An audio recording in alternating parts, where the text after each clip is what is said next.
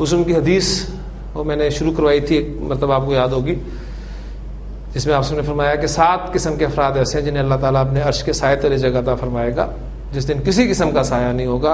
اس میں ایک کیٹیگری آپ سے نے فرمائی ہے، وَرَجُلٌ، ایک ایسا شخص، دعت یہ پڑھنا ہے، یہ ہمارا اجنف کے بعد والا ٹاپک ہے۔ دعت اس کو دعوت دی، کس نے؟ امرأتن، ایک عورت نے۔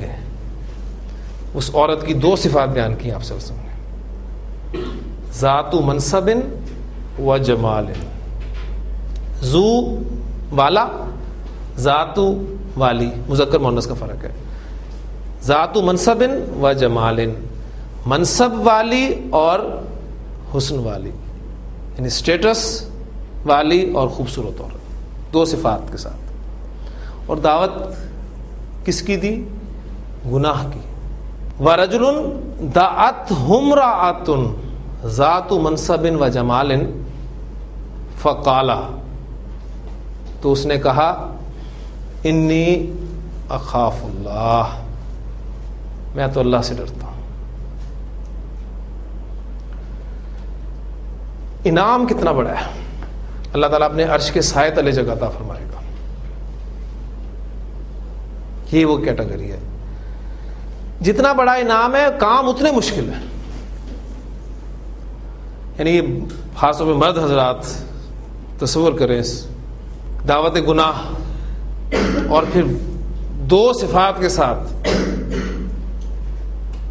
اور پھر انسان جو یہ کہے اس گناہ سے رک جائے، کیا کہتے ہوئے؟ کہ میں اللہ سے ڈرتا ہوں۔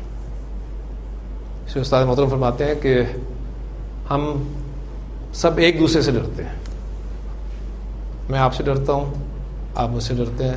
میں آپ کے سامنے کوئی غلط کام کرتے ہوئے جھجکوں گا، خیال کروں گا آپ کیا کہیں گے، آپ میرے سامنے یا ایک دوسرے کے سامنے کوئی غلط کام کرتے ہوئے جھجکیں گے۔ اللہ سے کون ڈرتا ہے؟ اللہ کا ڈر، اللہ کا خوف، بڑی خوبصورت حدیث ہے نا، وہ جو راس الحکمتی مخافت اللہ، اللہ کا خوف انسان کے اندر پیدا ہو جائے۔ اور یہ کہ گناہ کی طاقت رکھتے ہوئے، دھیان میں رکھیے گا، میرے کولیگ تھے، وہ اکثر مجھے کہا کرتے تھے کہ عامر بات ساری یہ ہے کہ یار ہمیں موقع نہیں ملتا، ہم شریف بنے پھرتے ہیں، اصل بات یہ ہے کہ ہمیں موقع نہیں ملتا۔ موقع ملے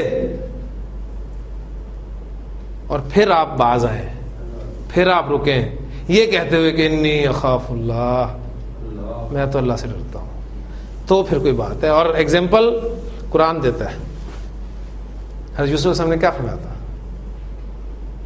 ٹھیک ہے، انی اخاف اللہ، یہ الفاظ تھے ان کے بھی، میں تو اللہ سے ڈرتا ہوں۔ تو دعا کریں کہ اللہ تعالیٰ اپنا خوف میرے اندر بھی اور آپ لوگوں کے اندر بھی پیدا فرمائے۔ آسان کام نہیں ہے، ذہن میں رکھیے گا۔ اس لیے اسی حدیث کا جو آخری کیٹیگری ہے نا، وَرَجُلٌ ذَكَرَ اللَّهَ خَالِيًا، وہ شخص جس نے تنہائی میں اللہ کو یاد کیا، فَفَاضَتْ عَيْنَاهُ، تو اس کی دونوں آنکھوں سے آنسو جاری ہو جائے۔ تنہائی میں اللہ کو یاد کرنا، تنہائی میں اللہ یاد آئے، پہلی بات،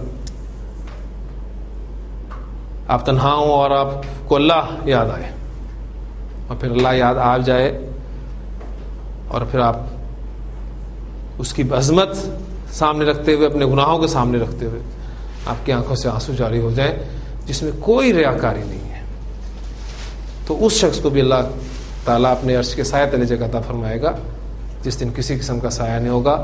اللہ تعالیٰ جو خاص ٹاپک ہے اس حوالے سے کہ اپنا خوف میرے اندر بھی اور آپ کے اندر بھی